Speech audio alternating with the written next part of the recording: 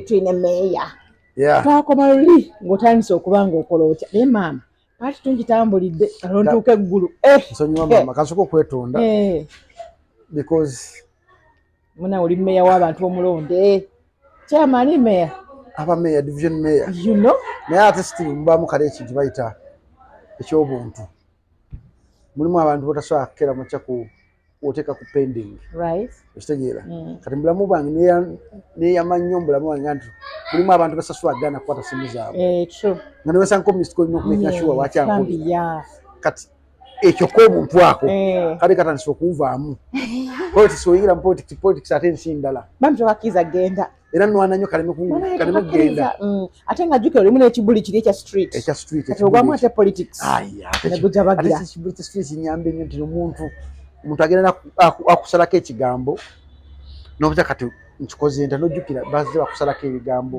yaza what matters most is butamuwa kyayagala naye nga obulamu bwo mutwaliga netonda okutambuza oba emirundi emeka naye banna kati ogenzi nogamba mbuno omuntu akusalako ekigambo obadde mu radio for some time obadde mu mabanga ki right now natandika ddi 2004 because the last time I checked oyingidde Dembe nyingidde Dembe tebyali byangu things were so hard on my side but nebaza Katonda kintu kimu nti abantu batwetulula nga tubasanze ku mirimu batu inspiring nga tubikamira who we are ku radio okwo nagenda nga silent DJ omuntu akuba music atokizibwa kwogera toli suppose kugulawo mic oli suppose kuba radio nge teina kuwumula ina kubanga kweri I remember that wakatugamba awo unatandika okubba empewo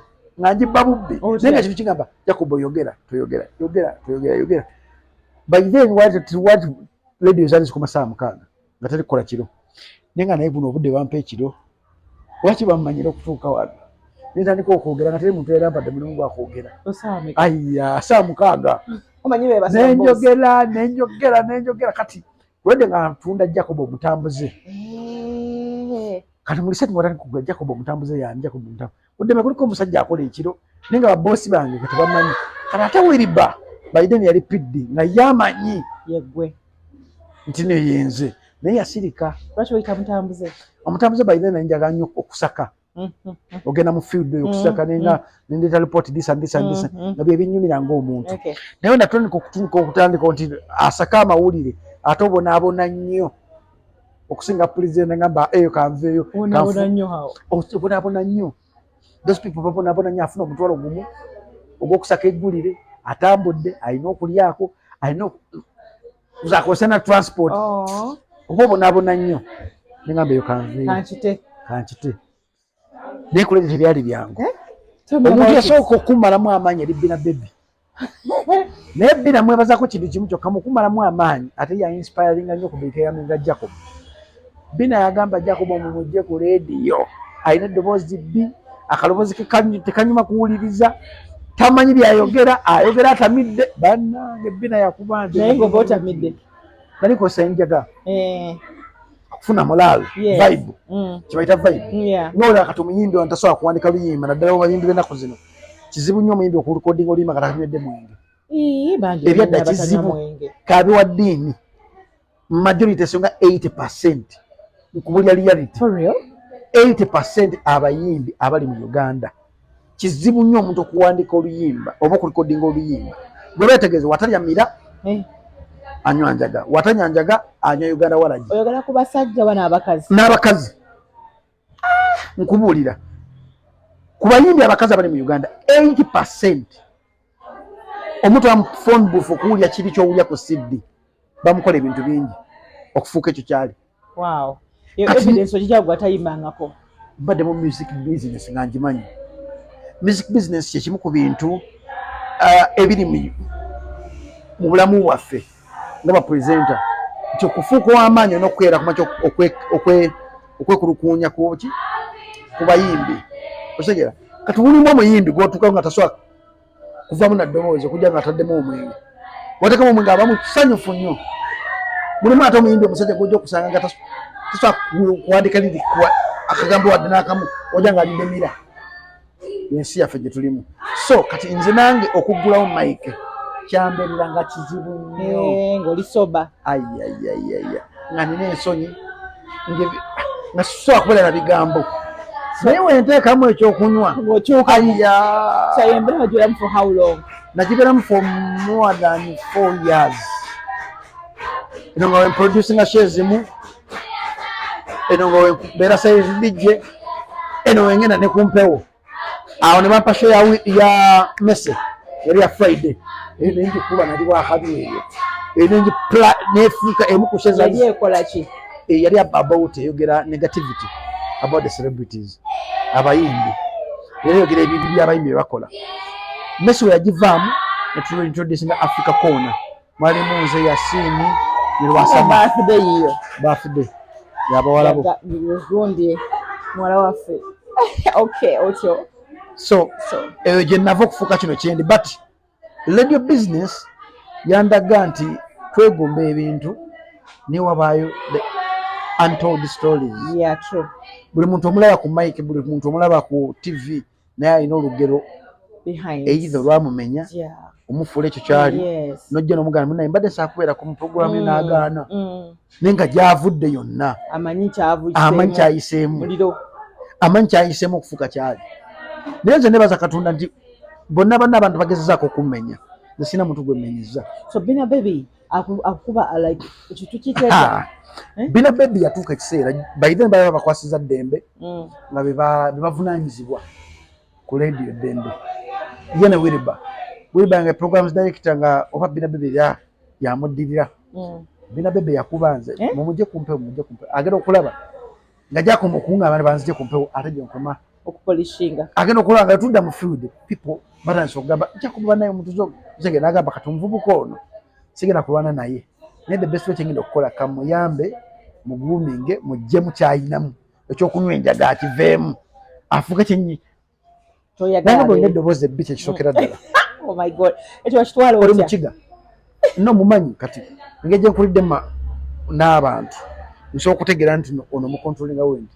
Bina Baby ye muntu ate nunyantama bw'aba takwagala aba takwagala, bw'aba akwagala takweka tageya, agamba oyogera bubi yangamba Jacob olina eddoboozi ebbi ne bakulemeza ku radio kati ngenda okukola kankuyambe ofuuke wakabi nembuuza ogera kunnyamba otya nakukunjigiriza radio oyogera otya va ku njaga toddamu kukozesa njaga yanyigiza ebintu bingi naye nga omulamu bwange nali nkolera Bina Baby ate otya nga njaga nnyo Bina Baby agambe olunaku lumu I'm proud of you. Okay. Pako yakyogeraga Jacob Omani wakikuba I'm so proud of when was that yakyogera list jukira yagerako mu America n'akomawo. Yes. Kati weyagera mu America n'akomawo okukomawo ku mpewo ate nalina omuyamba. Oh yeah. Okitegeera jukira wovaako mu system wa myezi 8 ogikomawo giddamu olina kuba nga oli ebeetambudde kati nalina omuyamba nange ajja kuba okwegayidde kati mu process y'okumuyamba awo yagamba maani nadde sosuubira nti osobola okunyamba nti gwe wakalowooza akabi sosuubira nti osobola okunyamba naye I'm so proud of you.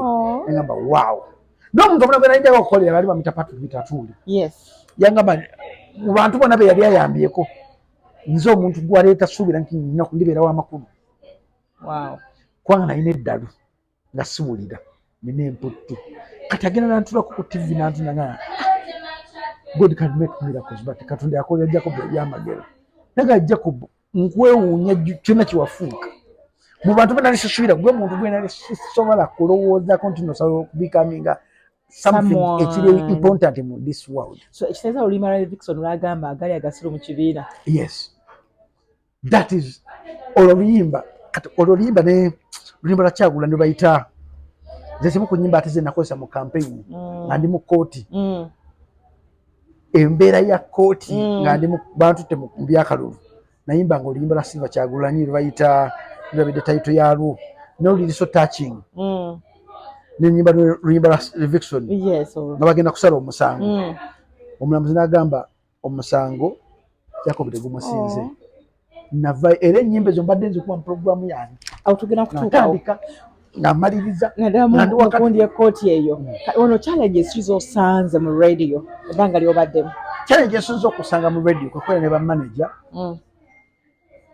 abalina abantu baabwe bati baleeta radio business zonna by the way kiri mu Uganda nga wala nti President Museveni alina abantu baffe valinga abaana n'ebyana kati mu radio business nkoze ne bamanager abalina abaana n'ebyana mulina lowooza kuba nina olutwe naye nga teri manager asinza ogamba Jacob nkola mulimu gwange siyosa naye n'osanga omuntu nagamba Jacob wagwa naye mpita abantu ku big zone nga bajja ne bajjula baze kulaba muntu ogwo Jacob akola shejo emu osegere wetugenda mu bantu olaba omuntu najja n'akaaba bosi wange omu gwasajja kugamba twava mu meeting wairimu ne baleka research Jacob wagwanga sirimu nagwa naye mbabuuza mu research mumukolerawa baina sinakola big zone ninga maybe nagwa kantandika okwetunda mu bantu boto nandika okukola big zone unagenda okusasula big zone kiri ekintu kyandimu nekigamba wagwa ani agenda okujja okukulaba nesooka nejjako kipande netekamu muteno nnyo nengamba naye kankola akalamu nga nze era nga kona dance nedijja ku mutuzo jangu n'abayimbi bangi bosi limu nangamba jasika tukobulango naye era tumanyi tumala budde tajja kukola by saawa 6 big zone yali ekubyeko wet inansana aya ng'ate jjukira lwaki tukolawo zino biro okutambula amabaala kati omu nagira ngamba Jacob mwana mukazi wange ayagala kukubuuzaako ngamba nasajja bangamba nagwa kati mukazi wange ayagala kukubuuzaako ngamba ki ayagala kumbuuzaako ku kinze yagwa yetwedde abuuza bakalibbala abaliko ab'amaanyi ziganjagazaaki ngamba naye Jacob genda ningena nembuuza omukyala mugamba amadde baliko bamita Jacob nange mukazi bange tayagala mpulize puroguramu yo ngamba okay ntegedde kati wajja kiva kati baboosi nokolera management etamanyi kiki yagala nti present ojja ku radio ng'omanyi audience yo ne bakwata with Kalibala azimbe brand ye ne bakoteka mu show y'omwana omuto ng'ate olina w'oyagala audience ne bakeera ku makire bafuna research waabwe nkimanyi kikuweereza mukazi naye ng'omukazi gwe baweereza tebamumanyi afaanana atya otegeera ne bakeera ku makya ne bagamba tugakola enkyukakyuka ku radio ne bakujja nga tebakutegeeza ne bakukasuka mu program gy'otamanyi na bakuteekamu butesi kola because tolina akola kyakola but kyenebaza Katonda bwe kyanga ntandika radio tebankolera nko music nze selectinga music nga tekiba kizibu oluusi kuba PDs kyekiri kibayita standard rules za brand yo era mugamba onzijja wano nze tebankolera music wa mumufu nembuya ki music wa mumufu ABCD mumukuba ennyimba mugenda okuba oluyimba ng'oludira akaddi wadda nze Jacob ntambula na mulembe tosobola kuŋŋamba nti omuntu angoba emitwalo 6 ku TikTok musiru bw'oŋŋamba nti nno omuwuliriza omukazi wengenda mu archive yange statistics za spread yange zingamba omuntu asinga okungoberera mukazi kati olina okumpa mukazi kyayagala ku nze ayagala ki ayagala nyimba eziri class ayagala manyi engeri gyempackaging omukazi oyo ate ngenda okwetegereza show zange zonna zenze nkola ku big zone bakazi beereere bebazibeeramu basajja baba batono lwaki abakazi bakwagala nnyo lwaki ofokasinga nnyo ku bakazi nakuziba single mother ebitali byangu ate omukazi nsuubira ng'oyagala okutereeza ensi sooka otereeza omukazi kakana abantu balaba nnyo kitegeera nti omukazi aba ayagayagga okumanya n'okutereeza ensobi ze fe abasajja kizibu nnyo okuyagayaga okutereeza ensobi zaffe kyova nti omukazi asobola okutegeera omusawo akola naye aba nga ali ggulu amulumbayo atereeza ensobi ze ezamulemererwa nga y'omuntu nze okukera omuto gwa nti kantunye nnyo omukazi kyampa okufuna definition wa presenter mulimu ba presenter bakola olugambo nga waavaawo tebajja mumisinga ne mwaba wa presenter nga abantu bajja gamba wadda bange oli ku radio ki oli ku TV ki oyo manya oba otandise okufuuka ekintu ekiri special mu bulamu bw'abantu olina ekintu ky'ogattako mu bulamu bw'abantu va kubeera nti olina faani akujja nagamba Jacob omutuuze yoyo nakuba enduulu oyo simwagala nenjagala faani Jacob gye bali ku bannange oli otya banaeka programu kokola ku luli banaeka nnyumira kankwatako nnyo oyo noyo mbanga omu nga goina akumala ngoina kiragala kirwa kiku oyo omwana amala kiki ekyo kyolowooza ekyasinga okutunda mu bakyala ekyasinga okutunda mu bakyala I think kuyamba bakyala muki kuyamba bakyala mu byenfuna ku updatinga way of their thinking capacity okubasakira ebintu ebitonotono ku radio program okubasondera ssente ku program I think byasinga okuntunda mu bakyala n'okuyamba abaana abato waliwo akaana ke bansobya ku radio awo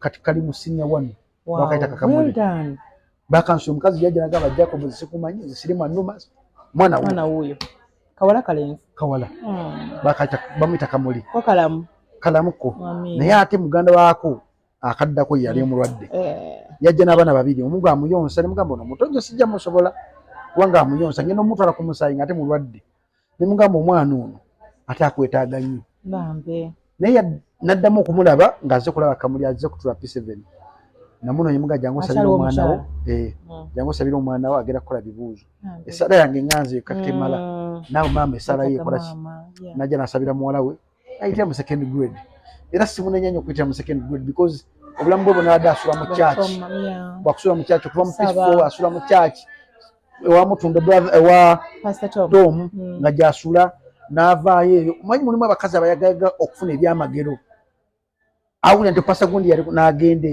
tugwira mu nsobi yes so kakati how do you research about your content gowa abakyala abamu gwe personal experience 90% personal experience yange. I started having sex at the early stage 8 years. Wow.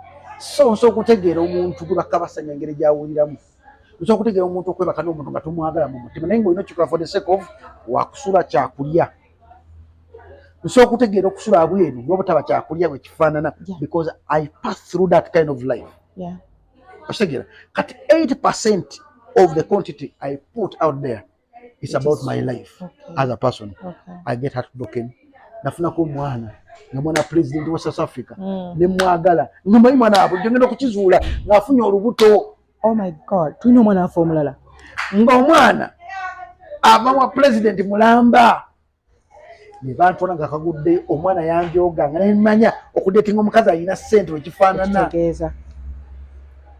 otegeera nagenda kuserena omwana nanjerega mu bantu mikono gye gyali miwala nga misegu mi South Africa nagamba mpozi you Ugandan men you always don't have money mu bantu awo kali banawuliranga ebyengenge ebinnya okuvola ngamba saamanya nti omwana ali lubuto omwana waffe omwana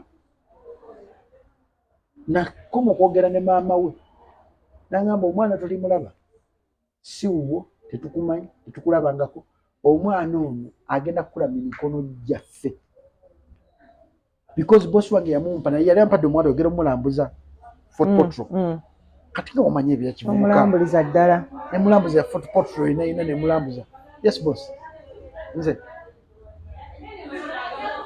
akwasona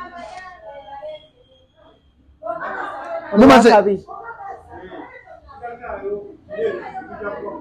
kale tuyanza ffe so nemula ebyekivubuka jukira aba South Africa banywa nnyo omwenge twatuuka Fort Portal tugenda mu kakiraba akamu okunywa omwenge yasula mu suits za mbeyi nga ngamba no egeje entamidde nyi jangu ojja kusula mu ngamba tutumye wesitukidde sabula ate sibi ebyeru naye nakyawa omuwala ono president kyoyo muwala wa president nakyawa omuwala ono paka kati yampisa mu kujogebwa mu kumanyiira buli kimu kale kati olaba n'omukazi eyankosa nga mwana mutusi mukyawanga nemusanga twogera era otusanga yali house help ow'emyaka 8 nali mbeera ku street Kampala Road yali ava mu famire ya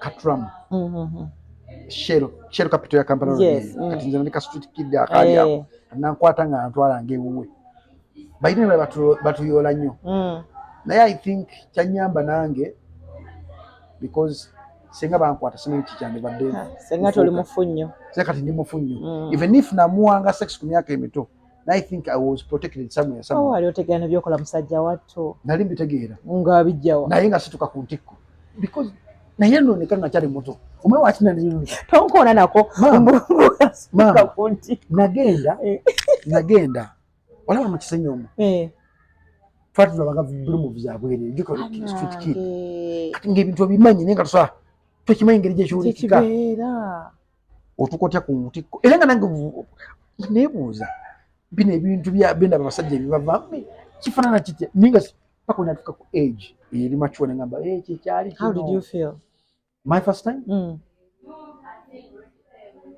Nothing much, because I used to be used about sex. But that experience is different. Yes, it is different. I think najifuna nga nero telera wet dream. Yeah.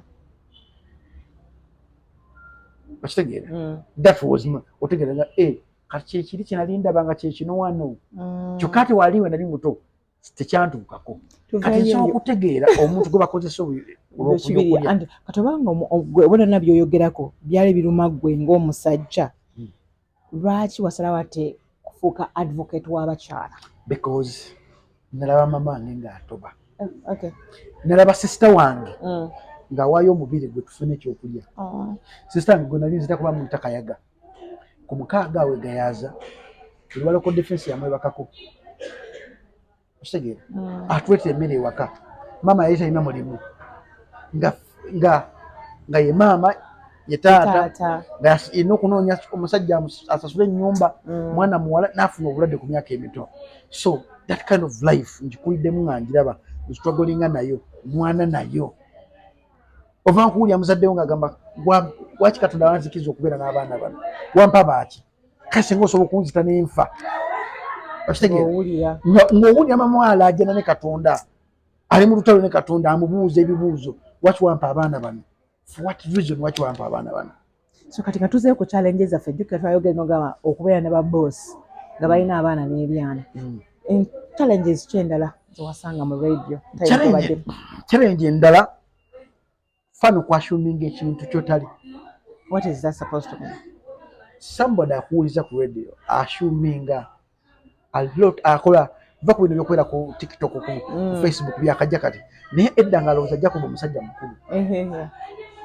Ate lwagitandika ffe nga tuli bato tukola we tusoma kati ogenda okuvaayo wafaani ng'agamba omuntu nagamba kukakkana n'ensi agimanyi agirabyeko tuwuli omuvubuka kati yajjira agamba kwejjakomu nebyoga ti tebikufaanana kati ugamba ti okuyita mu nnaku nga weerayisa ku nnaku n'omuntu nga akolooza nti obulamu bwona bubadde kakeeka obadde ku silver plate naye nga tamanyi behind DJ ajja kuba omutuuze there is pain okumala emyaka ebiri nga tosasulwa ku radio okuza omwana ng'oli single father omukazi okusuulira omwana those kind of pain ey'okusula ku street ne bagala okusiyaga those kind of pain ey'okubanga oli mu kisenyi eyo. Era nebaza nti abantu bange bonna bensanze Fireboy omanyi yayimba kwata essimu luvannyuma nnyo zino enkola interview nagamba nakuba essimu nagamba mbadde saako onoosonyiwa okubuuza kino mubuuza kiki gwe muvubuka yabeeranga nemugamba nagamba munange yenze bampita Fireboy yemane weninwagi nze gwe wabeeranga naye mu kisenyi oyo Fireboy yayimba ne weninwagi waliwo n'omulaba muyita ali eyo ali mu Merryweather akuba bikonde mu kambi ya Merryweather twabeeranga naye mu kisenyi ali mu US akuba bikonde bamuyita Lion biki mwena bidde naye ku Instagram erinnya ne Sodiq siwe yafuuka mukubi wa ng'ombe ninga twatoba mu kisenyi omwo ninga Mukama Katonda nga mukulu naye tasobola kubulya nti yatobako kati kirenga Fireboy nekisobola kuga nti Fireboy y'omu ku bantu betwasharinga nabo Stephen Bengu abaana betwatobanga naye mu ghetto ng'olaba basharinga n'ogamba nange ndibeerako wendi Katonda ajja kukeramu kyebakuyinza. So challenges zibadde nnyingi but challenges ziri person beba president okulwana naawe presenta munno ate mubaaki nakulwana nakuba okubuliza ku ttaka kibayite enkokola teziba enkokola kyekino nti enkokola kwekubanga mukola awantu wamu naye nga omuntu ayaga kwefulontinga gwe okuzza amabega kyogamba kyekyo yenkokola kati ate kino kyawufu nti presenta okolagana ne presenta mukola ku radio yemu naye kati presenta ng'alina okubiifinga mulina okwebiifinga oba nga radio oba program yetunde nga sikitegere exactly zena kimisingira wetyo nga sakifunako otyo lake nafu katika nkubulemu ekintu kimu tekiringa okuva ku TV nenfuza Kalibala bala sinema mugwa ku TV TV ya data temusaana Kalibala yata shooting at TV obviously banko kuba kishegere natogo mutima siguyina Kalibala I do respect you because mu media li icon nesimyo wenjira banyu wekitiba because being here to sharing the pain true so akera machaga babantu true Kalibala okutuko kubera Kalibala kicho this untold story okufuka omuchala kicho and so many sacrifices so bosazeo okitegera we feeliza kati osanga presenter nga akuba presenter munno mukuba omubuuza kutaka n'omubuuza wavaawo omusala gubagenda gukwata bagukuwe ntineda Kalibala bagamba mikwano gyo gyakubanze bantu bakubanze nenebaza Katonda Kalibala navuga emmotoka nga njagala kwingira mu studio za Dembe nkwata omugogo gwa batyo gumanyo gwo munene numbe nkube kasuka omugo ku mutwe sendi mukuba omugo ku mutwe bye kugamba okutta omwana wange okutta bati bye kugamba okutta omwana wange nakituukako you had the feeling navuga emmotoka nenjijezana nengenda ku monitaawo nenyambala engatto nenkwata baati yange bulungi nnyo moment yange nga matu let it be the last kamba kube ntule waawo bantwale buzira nakikyo nnyo abana bakubanze kuki Kalibala ova kubanga nkokola ku radio gyokolako omusajja nga ovaako yeggwa wevaako nzaddako nadda ku radio ntujja kubabya akalulu wano ngoyingire mu politics jako byabya akalulu nga nakutuuka kwawo kubba akalulu oyingira oti ebyobufuzi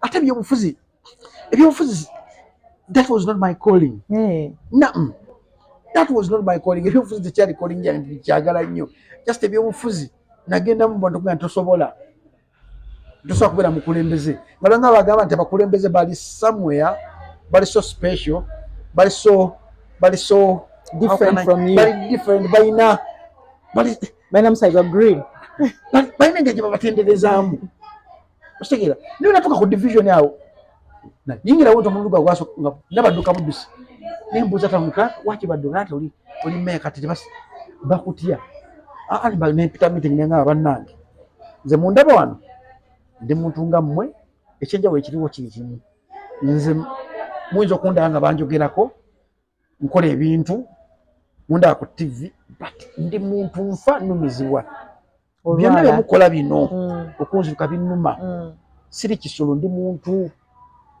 njagala tubeere wano myaka 5 nga tuli free katukwatagana nsobola okujja nekkuba olino nkuba oluyi that is it sagala kundaba nze oli akwate biri no y'olugendo lwali lutya oluyingidde mu byobufuzi it was not easy saali Buganda ndi Buganda man mu bulamu bwange nakakaba emirundi 4 times kyegiriwa nakaaba olunaku bansuulira Melissa muwalawo nakaaba olunaku nanyina ku street nakaaba olunaku lwebankuba nava kubba nenkaaba olunaku lwa politics kyekikabya mu politics omukazi yajja nga mutwalidde akapapula kange mugamba naye nze ajja kuba omutuuze ante akugizibwe jakubenza kwesimbawo nakakwata wati nakankuba mwatutama bantu mmwe mwatutaba mutufuze ne wano mujja mutufu kyokka nga gwagamba nvudde nga netakulira mu bulamu bwange Museveni simuyinako nasobola okumuliraana nga batututeeyo mu State House nga presenters sifunangayo kadde okitegeera yasinza okuba nga ndi muwestana naye waliwo abawestana abali mu mbeera embi abatamwagala nabo abaagala enkyukakyuka okola Uganda nga omukazi yankuba akapapula nempulya nga ebiyengeyenge amazike nekateko okutandika okudropinga okuva mu maaso gange mpola biveemu naye Mukama yakola ekintu ekyenjawulo mukuvumaako mukunnangira mu maka ge mwavaamu abaana abakuba enduulu nga bandabye jakuba omutuuze bannanga nteeke waffe buwulu ne bajja ne bankwata weti n'amaziga gye gaabulya saamanyi abaana bankwata nga balaba nga sita omanyi sita yes omanyi celebrity nga bazza awantu okuyana kaserebu ngazeko mu kika ky'omuntu. That was the moment. So wafune ku moment ngoyagala bivaamu. Anze siri kwita. Never, I don't quit. Bongamba nti you can't do it. Ate nyongera bongeze ntino. Nyongera bongeze fujjo. Mba no kuprovinga I can do it. Even if you don't want it, nja kikola, I will make it. Bongamba tojja kukimekinga mbera ne fujjo nyo kumprovinga. Ate mbera nkolera gbo muntu ogo naye nga sikola nti kolera gbo. Kati nzo kubera mbyo obufuzi na kolera abantu bangi. Abagamba sisobola. Otasobola taswa. Era ko mulabe kala inzo kuba bamulonze kali inzo banga koti ya nere ojja kulaba entale zigenda okubeerayo. Making sure nti no emyaka gyonna gye maze ku division. Sina lutalo wadde n'omuntu wadde n'ogu. Nekituufu akalulu wakabba. Akalulu. Politics is that again. I hear. Once you become a politician, yes, you also become that. Okay. But I've worked so hard to obutafuuka that. Mu politics, ekintu kye nasooka okuyiga nti omuntu asooka okukera amakira agamba akutta omwana. Bw'ogenda okuvayo okwewozaako nga tekikola makulu. Okitegeera. Naye omuntu akwagala akumanyi ajja kukera ku makyawulira ekigambo agamba tasobola kugaanire. Nze mu kalulu kange nalaba ebintu ebisirabangako ng'omuntu ankuba esimu okuva e Kawempe nagajja kubanga nebakuwangudde kituufu. Omuntu akuba esimu naga banga mukooti bugenda mu kooti bituufu. Omuntu amajority nga bakazi. Bakazi abantu baava okujja ne bajja okukuuma akalulu kange. Okutegeera kati kunga tunabbo basebba tosobola kubba akalulu nga talina maanyi. Sad politician. Abantu bonna benagenda nabo mu kalulu ba senior politicians. Babaddewo for some time, yeah. Senior nkiddamu kalibala senior politicians. Ndiko muntu omulundi gw'ogusookedde ddala by'obufuzi avuganyira abantu owa DP. N'omuntu yava mu DP buloko owa NRM bonna ba senior politician. Nze amateur nenvaayo eri nga independent. Ate n'okugenda mu independent omuntu yagamba nti namubba akalulu yabba kaadi. Atya baafumba nnyime. Nedda twatuuka mu process ya kaadi nga Kyagulanyi alina abantu balina okuwa kaadi. Nalina okuwa abantu kaadi abantu kyova simulumbanga movement because namanya akasajja kamala okufuna kaadi akagamba wadde wasigulira ku Kyagulanyi kati bino badde biyita bya radio bino si bya radio tuli mu politics. Ngamba omukazi omusajja ngammanyi angambye ekigambo ate tuli mu politics. Ngamba okay nesuka ngogalinga what is politics olozeze ku drawing board what is politics nempa definition of politics. Ngamba what was my weakness point okuloza nti Kyagulanyi subira ngenda nditeka mu Kyagulanyi kumbe mu structures z'ekibiina wabeera abantu abamanyi nti nomanyi nina kuyita n'okufuna kaadi. Onobanga omanyi president w'ekibiina nga wano abeera wansi tebakumanyi oba mala budde. That was a mistake. Tugenda okujja Kyagulanyi ng'ajjako mu mmwe kaadi nga yagenze nga yafulumye. Oh dear, what? Okubanga Katonda yagambye ekintu kijja kubeera kikyo yagitwala nankubira essimu nga njoga nga mmanyiira saamukayirenga nti omusajja wano waatu wakoze nemugamba izi katugende mu kalulu nenkubisa posita zange nendeeta abayimbi bakuuma polling station zange Palaso na Stabua Natoro Waikibenda Babitusi Justin Nantume atoyo Eva Nerema bebakuuma polling station zange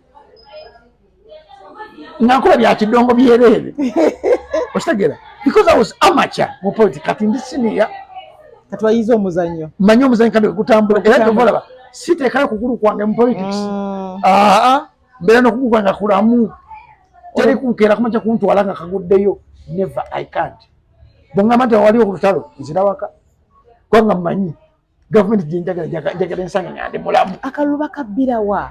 Akalulu kati nga gyotegedde politics. Akalulu kyekimu ku bintu birina okugendamu ng'obimanyi tolina akalulu kamu kako naye olina okukwata akalulu ako akako kakuwanguza ofuuka omuwanguzi otya ogenda kuwangula otya kwata aba opponent bo bonna beetegereze obasinzaako otya bakusinzaako ki kyebakusinza kiki kiteeke wali okitegeera nti bansinza kino okoze tokibiitinga obasinga bonna benali nesimira naye mbasinga erinnya naye nga bo bansinga ki omuzannyo experience naye nze nga mbasinga eki erinnya kakati nze ate tebambala nnyo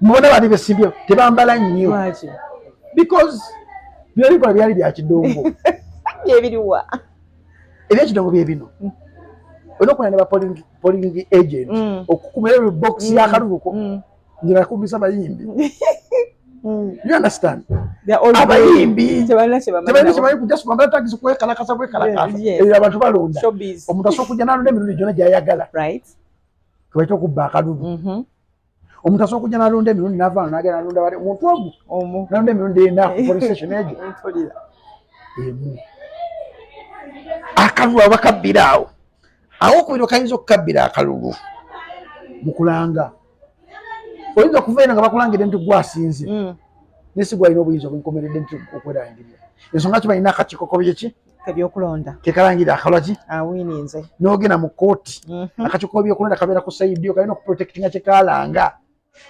otakayisaamu bituli katakuba mu bituli otyo nze amakya atalina simu ya wabyakulonda atalina simu za bapoling agent nze nawulira ebintu simajja ku bunafuusa omwana wa Museveni olubuto simanyi nkolera salimu ebintu byesitawuliranga nako byesitamanya kumanya nti mubikola abantu bayogera sitoli negamba Jacob ngani wamaanyi bagagulira kulya emabega salimusa bijjukira bidde twanyumanga Museveni afuuka akakadde negamba ebyebino lusanga omuntu nga just atyaga omwana oyo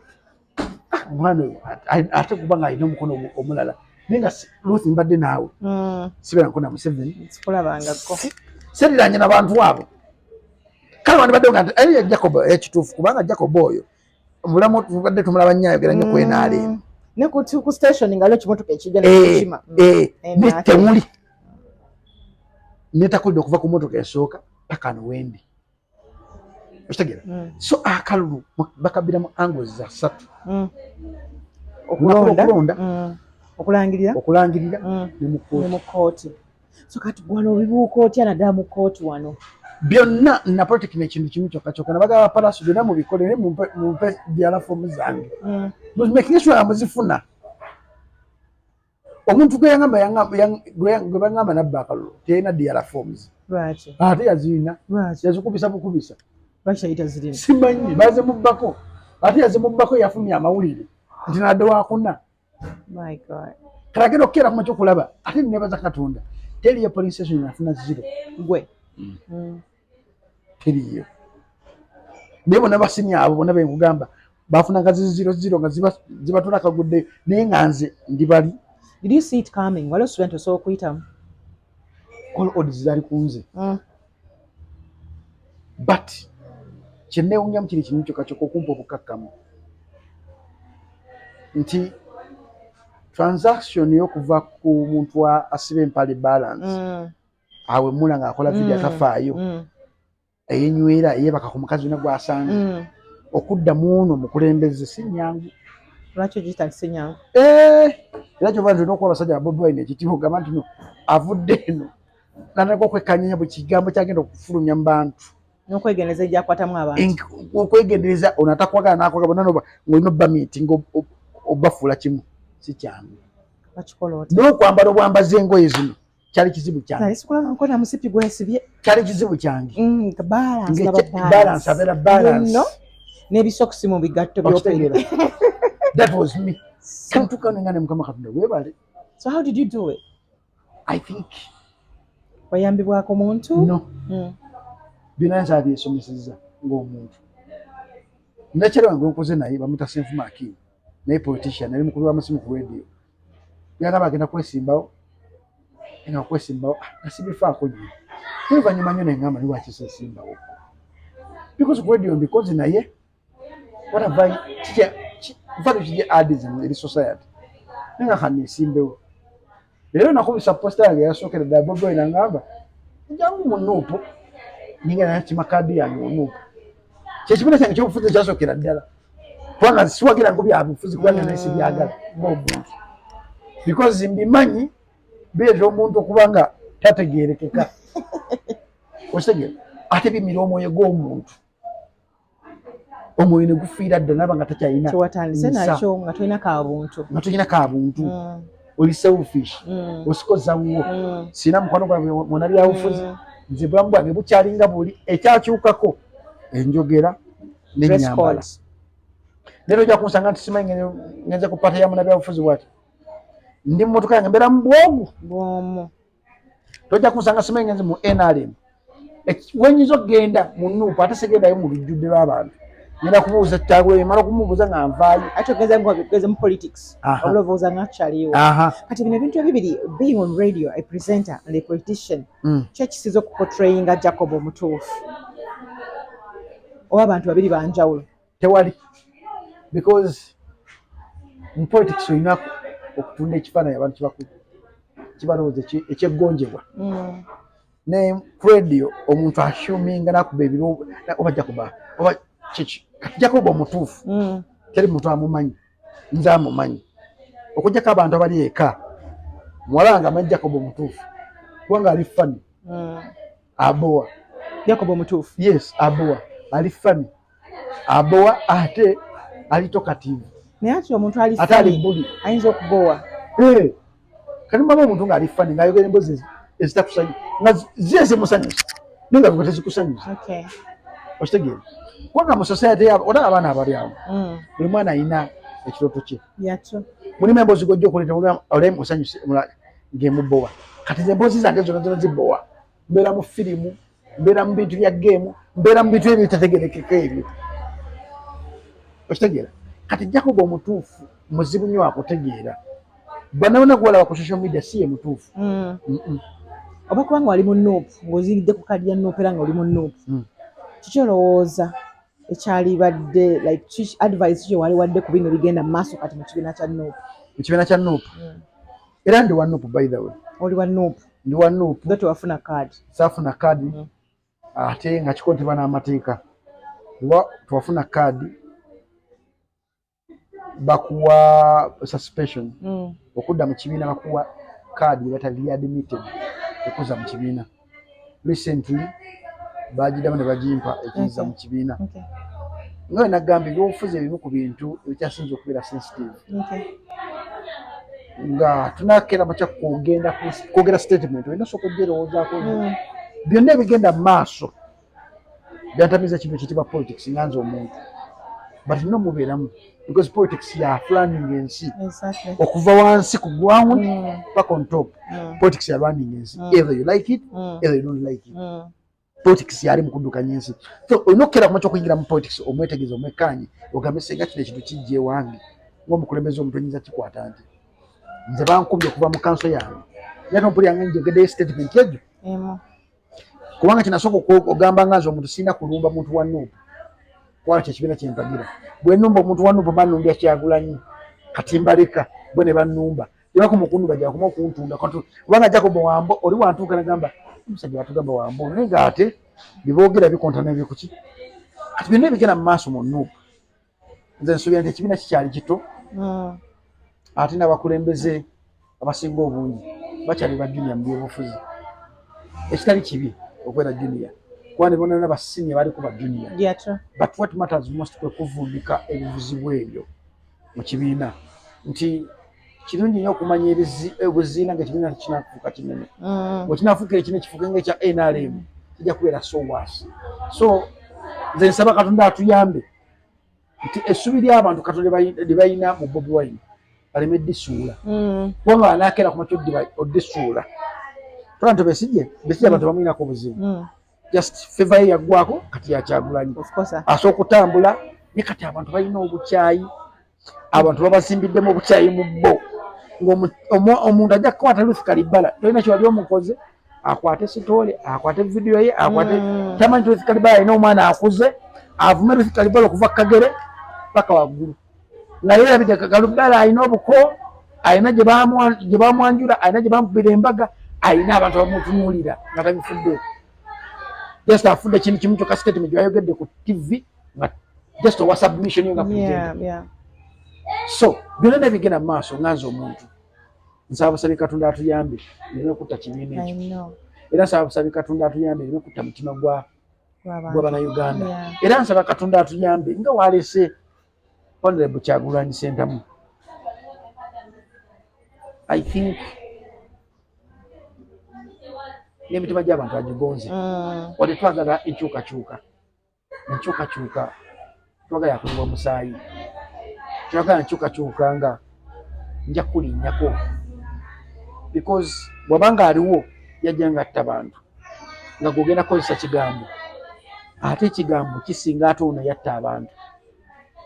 Ono abatta ne bagenda, naye gw'ojja kuwatula ekigambo kisigale mu generations. Oyatula ekigambo ekigenda mu mutima gw'omuntu nekimutokyalinga, mwana gwaza nekimutokyalinga, n'abaana bagenda okuzaala nekibatokyalinga, ne tubeera n'abantu nga tabakyalina mitima nga bafu naye baali baki, naye oli yatta ne bava omulundi ogwo. Kyova nti ekigambo kisinga n'okufa amaanyi, nti ekigambo kisobola okutta generations of people abagenda okujja, naye nga okufa just omuntu wamu afudde, ekyo nekigenda naye ensi esigala ekola ki? Etambula. Either you like it or you don't like it, ensi esigala ekola ki? Do you think ekibuli kyo kikuyambye okuba nga wasucceedinga mu politics?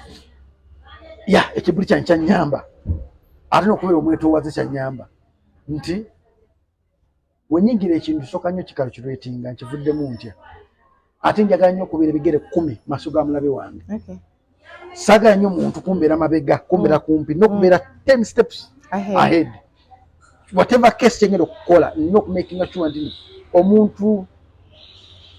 omuntu gwe mbisanya naye alina kubeera 10 heads, nina okubeera 10 heads nga ye. So ekibuli kyange mu politics abantu esogera bali bamanyi Jacob wa version mungi. Jacob abuulirira, Jacob gwe balako TV ayimba n'abayimbi, kati bamutegeera Jacob ki omutuufu gwe balina kukandolinga. Kati omwandolingira ano ojja kusanga omukazi agana ebambika musajja bambe ayamba abantu ku radio ogande wojjera okuba okuteeka Jacob omutuufu kibabeerera kizibu. Katosobola kumplaningira because kyomplaningira kyonna I was the mastermind w'okupulaninga emizannyo egisinga obungi mu industry. Kati mba manyi kati guno omuzannyo agumpangidde wano nina guvaamu ntya wano.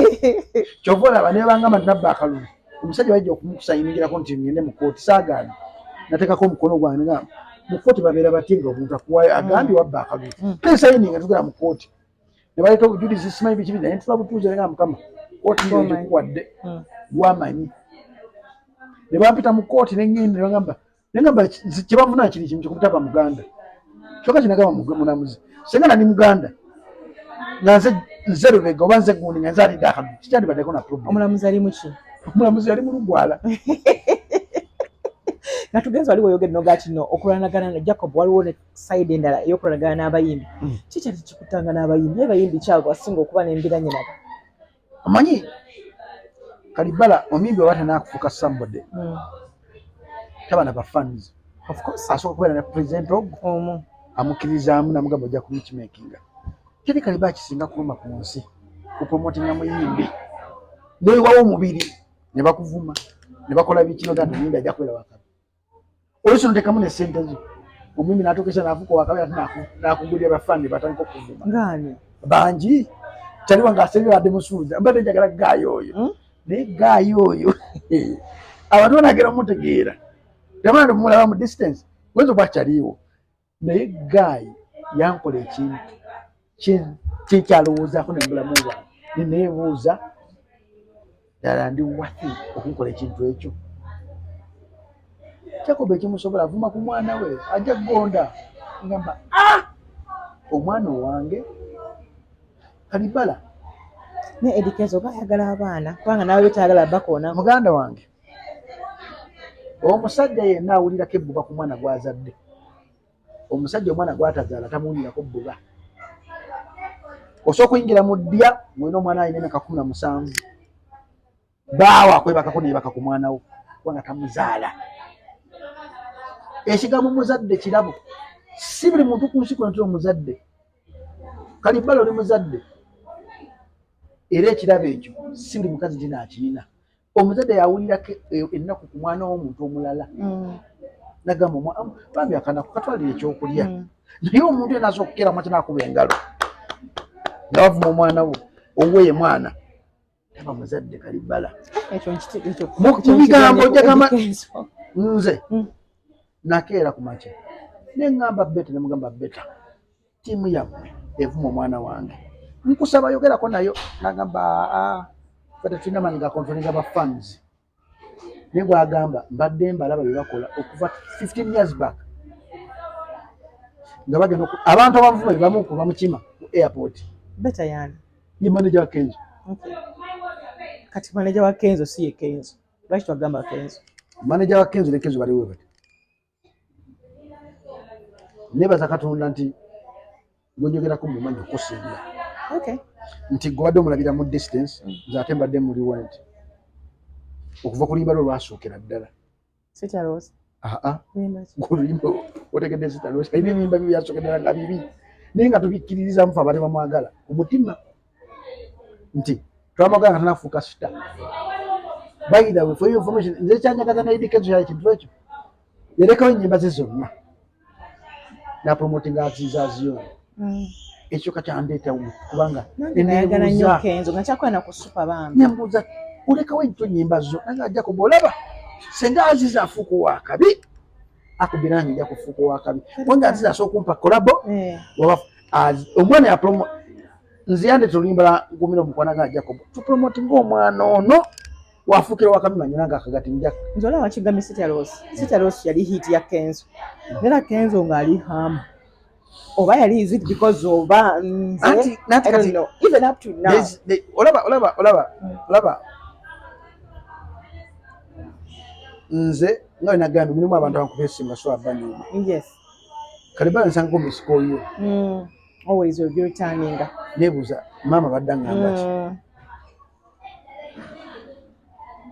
ovanga ku muntu atalina kufumijjiriza mu ye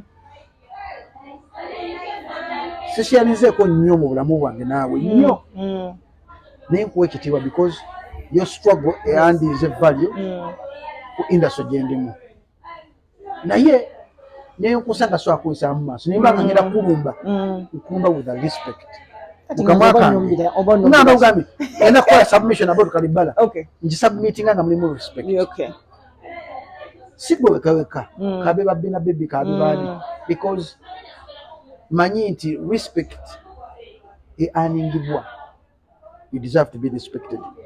Omuntu nga obadde naye najja nakomplete kati tugeze yes Jacob omulaba ayomba ku TV simu gina olimba lwo oba promoting olimba lwo gusoko ddua bwanga ogera ku promoting ennyimba zo muita meeting yazikulira Jacob yakulira ennyimba zo nazigera okufuna tomukubidde simu owa nkulaba oyomba kye kigenda mu maaso osege omanyi kinayiga ate mu bantu mulimu omuntu akuwa ekifaananyi ng'ate n'omulala alina kintu kirala olowooza nyekana akazanyo ak'okuteeba kiriro ddala mulimu abantu abaliwe bati nga abakuba ekifaananyi kirala naye mu nakyo sense alina ate ekifaananyi kirala munda mu ye. Nze sitera nnyo kuvaayo kulumba muntu kujja kuba omuntu ayingidde personal life mbadde mu media muno ekimuntu era yakyusa planning yange naliko okubeera omuntu omulala yali radio wenakwata Jeff Kiwa ogenda okusiba Jeff Kiwa radio yanga mu bantu benjagala baffe Jacob benjagala offe omudatudde nkyusa brand yange radio yemu ku bantu abakyusa kikyendi nti twatone ba radio on ku table netupromotinga ba radio netukichena batuvaamu nga naffe tulina okulwana ennyo okulanga tubasuula. Yes, even in media, tit for tat is a fair game. No. If you can't scratch my back, I will never scratch your back. But be good. You give out what you have. I'm not good. Oh God. Ate mu media, mundongo akusasula ekibo ina muddiza kibi. Mama. Tena muddiza kibi. Even sibisobola. Ate kankuwa kyekulabirako omukulu wa CBS gwe bayitaani Abe Mukiibi simulumbangako sikolangako omusajja yanvuma okumala emyaka egyo bana ngo yomuleke taata wange nkuwa example sikira mulumbanga yanvuma okumala emyaka egyo naye omuntu gwavuma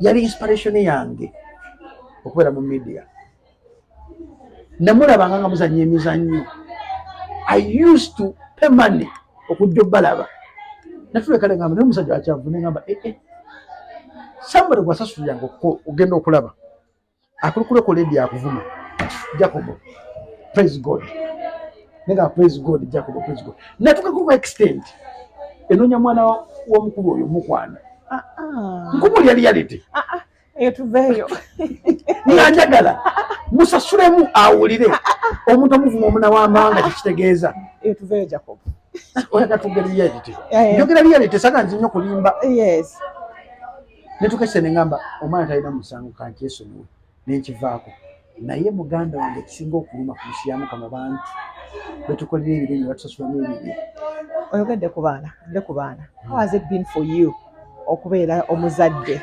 parenting loving teri kintu kisinga kunyuma kukola omwana akumanyi naddala ngaoli taata ono omwana asobola okutega daddi katanyiizi ate ekisinga kuluma nga n'okuza omwana nga mukwano gwo nejjukira omwana muwala yes ngasobola okugaba nti daddi kino this and this era yanumiraga daddi nsigayagala mu senior 5 nabuuza ku lwaki nakoyo okusoma namugamba kale mama tuula wangi nnisebo yes stress nga muntu era